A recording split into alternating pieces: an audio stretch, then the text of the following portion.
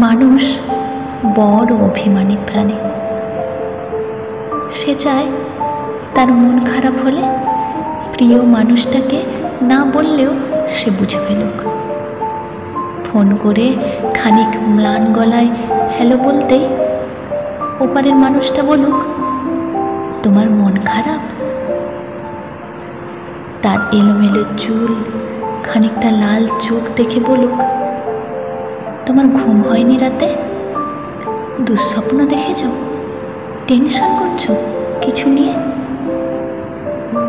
সে চায় মানুষটা বুঝুক কখন শক্ত করে বুকের সাথে চেপে ধরতে হয়,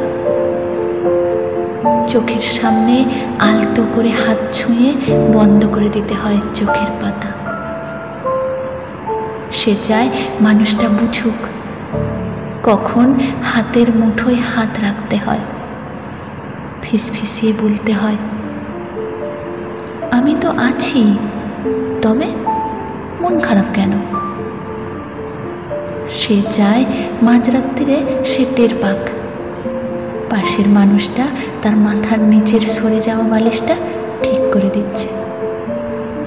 শেষ রাতে যখন খানিকটা হিম নামে তখন জড়িয়ে দিচ্ছে ওম চাদরে। সে চায় তার জন্য মাঝরাত্রিরেও কেউ বাড়ি ফেরার অপেক্ষায় থাকুক, মনে রাখুক তার জন্মদিনের কথা, প্রথম দিনের কথা, স্পর্শ ও অনুভূতির কথা।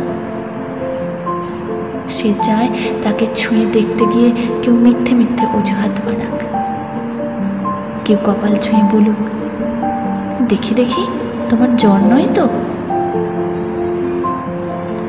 অভিমানে দূরে সরে যেতে চাইতেই কেউ বলুক, খানিক ভুল করেছি বলেই দূরে সরে যেতে হবে?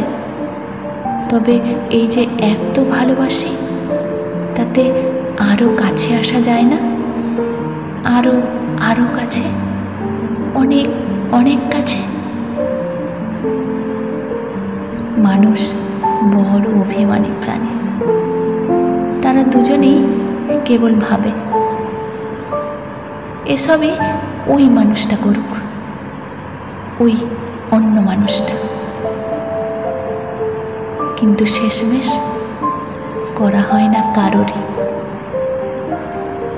তাই কাছে আসার রঙিন দিনেরা ক্রমাগত দূরে যাওয়ার ধূসর বিবর্ণ গল্প হয়। মানুষ বড্ড অভিমানী প্রাণী। অভিমানে সে ক্রমশই দূরে চলে যায় আর বুকে পুষে রাখে এক সমুদ্র আক্ষেপ। মানুষ বড় অভিমানী প্রাণী।